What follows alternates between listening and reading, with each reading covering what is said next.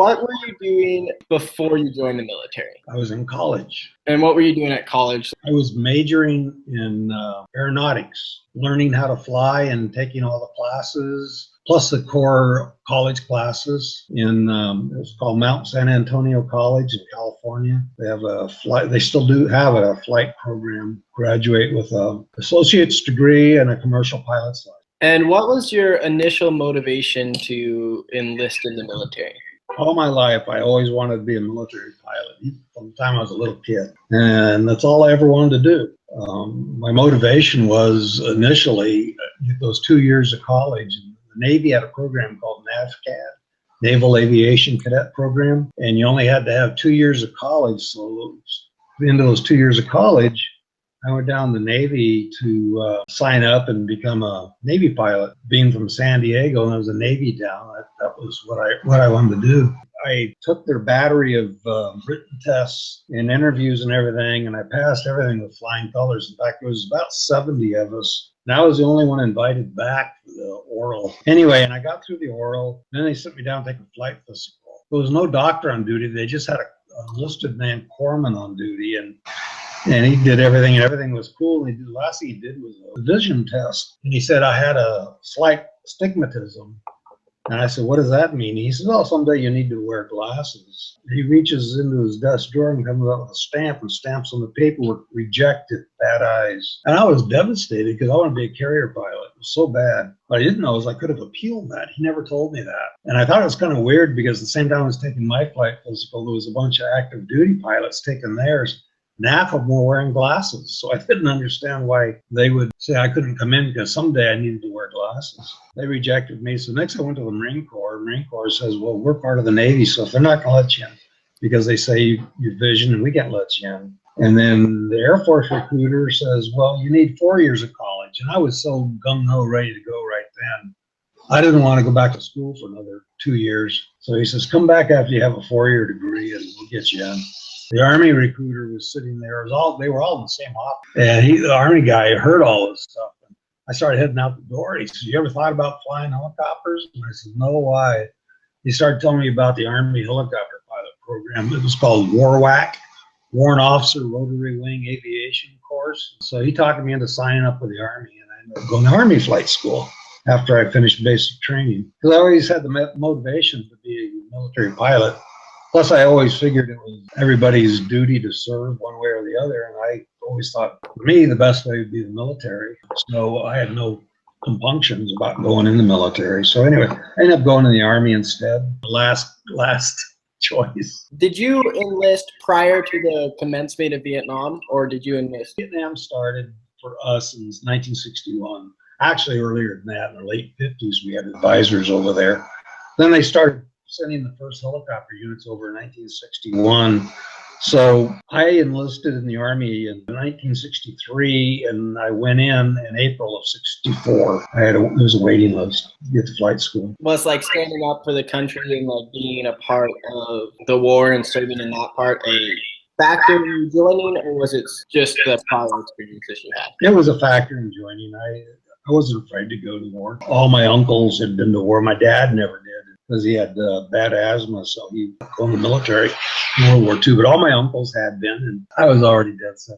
Before you went to war, what was your idea about what did you go to fight for, or what was your idea of what you were fighting? Well, I was ardent anti-communist, so the fact that we had there was an organization at that time called SEATO, Southeast Asia Treaty Organization, which the United States was part of and Vietnam was part of. Basically, it says if you're attacked, the others will come and help defend you. I felt it was my duty to go there and do it. At the beginning of the last month of flight school, they had us fill out what we call dream sheets. You know, where do you want to go after flight school?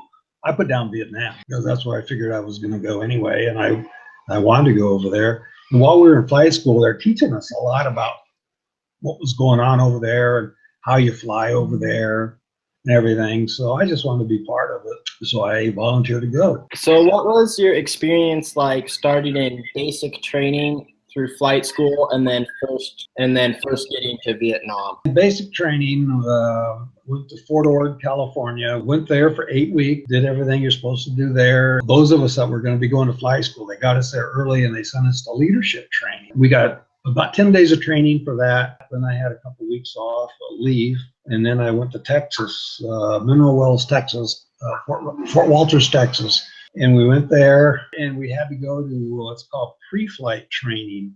It's like OCS, Officers Candidate School. And they really put it to us. We had to go out for PT, physical training, every morning before breakfast. Everywhere we went, we had to run. We could not walk. The only time you're allowed to walk was after your meal, walking back to your barracks. So they didn't want you puking on the way back to your barracks. And because it was really hot there in Texas, really hot. And I was there doing this in the summertime. And in fact, the first time I fell out in formation, it was probably about 105 or something. And you had to keep your boots and your shoes spit shine. So I was standing out there in formation, and this DI, we call them TAC officers, and he started screaming at me about me not getting my boots polished. I said, I did polish them. He said, you're lying. And I looked down, and all the polish had been in my boots melted off. I mean, melted. Anyway, there was a trick to do that, to fix that. And I learned real fast how to do that so they wouldn't melt off in the hot sun. Everything we did, we went to meals. We had to sit on only the first 4 inches of the chair and sit very erect. And you ate like you're at attention, one hand in your lap and your other on your fork. Anyway, everything was like that during this pre-flight training. We showed up with over 200 people for our class, and after pre-flight training, we were down to under 100. They evaluated them, they weren't officer material or something, so they kicked them out of pre-flight training. And then we finally got to go to the flight and start flying. And we fly half a day, and the other half we go to ground school. It's called ground school. You know, all your different courses you had to take. We had to take courses on maintenance of the type aircraft we were flying. We had to take navigation courses, meteorology courses, you name it, we had to take it. I trained in the military, call it a Hiller OH-23D or E, depending on the version. Anyway, that's what our initial training was in that, there at Fort Walters. And we trained until we passed all of our flight tests and academic tests. And you had to have a minimum of 90 hours, flight hours, to graduate and go off to Fort Rucker, Alabama, where the advanced training was at. And anyway, then we went to Fort Rucker, checked in, and they had to start flying a H-19. It was a big helicopter with a big reciprocating engine in the nose. And that's what we flew until we finished, called tactics. We'd go out in the field and live in the tents and all this stuff and go on mock combat assaults and all that. And that's the helicopter we used for that.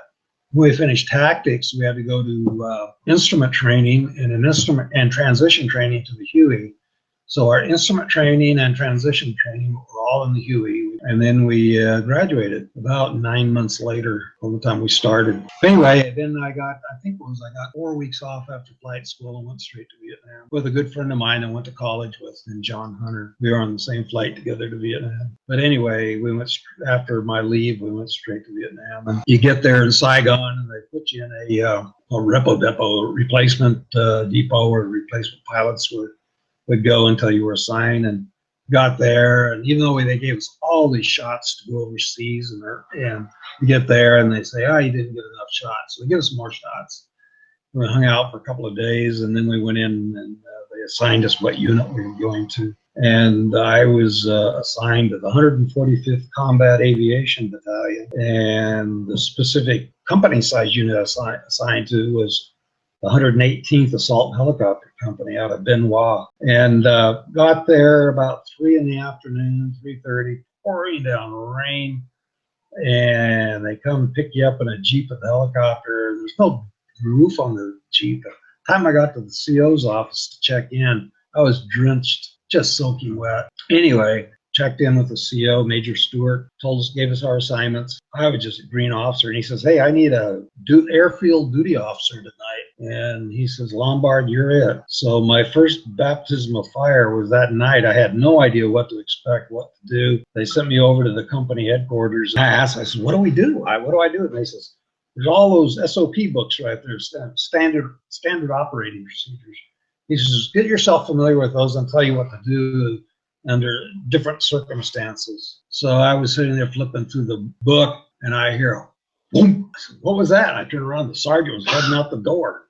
And I said, what's going on? And he said, those are incoming mortars. They're about to go off. Get yourself into a bunker. And I says, well, what am I supposed to do? Is the duty field officer. And he says, well, you need to reinforce the gates and reinforce the motor pool guards and the flight line guards. So I grabbed me a couple of privates. We grabbed the Deuce and F truck. We headed off down the flight line track. We went and reinforced the gate. And although South Vietnamese soldiers manned the gate, half of them we think were Viet Cong. So we always, when there's trouble, we always made sure we had the American guards there too. But anyway, that was what my baptism of fire on the first night, getting mortared. Next day, we had to go see the flight surgeon.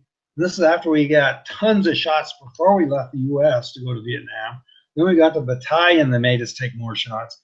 Then we got to him, and he looks, he says, oh, yeah, you didn't get a big enough dose of gamma goblin. And it's a big shot they give you in your rear end. When they give you that shot, it's a huge syringe. You sit down on that, and you feel like you're sitting on a football on one cheek. And it hurts like heck. And they said, okay, you're cleared to fly. And I said, what do you mean I'm cleared to fly? I said, go out the flight line, you got to fly. So the guy's waiting for you. So I get out there, and I could hardly sit in that aircraft, but I flew for about 6 hours that first day as a co-pilot. It took me about 3 days, I think, for that shot to wear off. Boy, it did hurt. That was my first 2 days. What was your first actual flight mission like for you? We were taking a resupplies to a special forces camp. I can't even remember the name of it. I just know that when we got in the vicinity, we had to drop low level because if you flew in at any altitude, they can hit you too easy because you're not going very fast. But if you dropped down to low level and raced across the rice paddies, it was harder for them because they could hear you coming, but until they could see you, they didn't know where you're coming from. So in this one particular special forces camp, probably the skids of our helicopter were less than a foot off the water surface of the rice paddies. And then we got to this big foresty area, and a road went into it and wound around. So we're just twisting and turning. And they had to put it into a big flare with the nose up high and slow it down. And here was a Jeep sitting there with two special forces soldiers waiting for us. I think we were delivering radios or something to them. I don't remember what our cargo was, but it was some tactical gear. Anyway, that was my very first actual mission, was doing that. Then later we had a full company combat assault, load up troops. We fly in formation and go into a LZ, landing zone. Anyway, because I was the newest lift pilot they had, they throw you into the fire and make you do it. And they made me be the lead pilot. Everybody had to fly off of me. I had to navigate to the LZ and make the approach and everything, and couldn't be too steep or people wouldn't be able to land behind you. So, but I did a good job. They told me I did an outstanding job. We had to cross this bay, this part of the ocean. So everybody's puckered. If you lose an engine, you're dropping the bay, and it's full of sharks. You could see them from up there. During this time, how did you stay in touch with your family, and how was communicating with home? Back in those days, the only way you could do it was by mail. I wrote letters. What were a couple of your most memorable experiences while you were there? I really liked flying the humanitarian missions. We called them pigs and rice missions, where we'd take actually live pigs in cages in our aircraft and bags of rice, and we'd take them out to villages that needed foods and stuff like that. And I really enjoyed them because all the kids would come out and greet you and act like you're their best friend in the world. I really enjoyed those. It made me feel like what we were doing in Vietnam was for those people, those kids and their families. I enjoyed combat assault missions too. What I didn't like is when they were shooting at you. And that was most of the time. We were given a reconnaissance ride to some politicians and a couple of generals over what we call War Zone D, which was an area that the Viet Cong totally controlled. And you didn't like flying over that unless you had a bunch of other helicopters. So we were flying right along the edge of it, so give them orientation where it was and all this stuff. We heard a crack go by, and my door gunner on my side heard it too, and he had seen the flash of the gun, so he had his M60 machine gun, and he started pounding away, shooting at him, and it scared all those people to death. They didn't realize they were in a combat zone, I guess.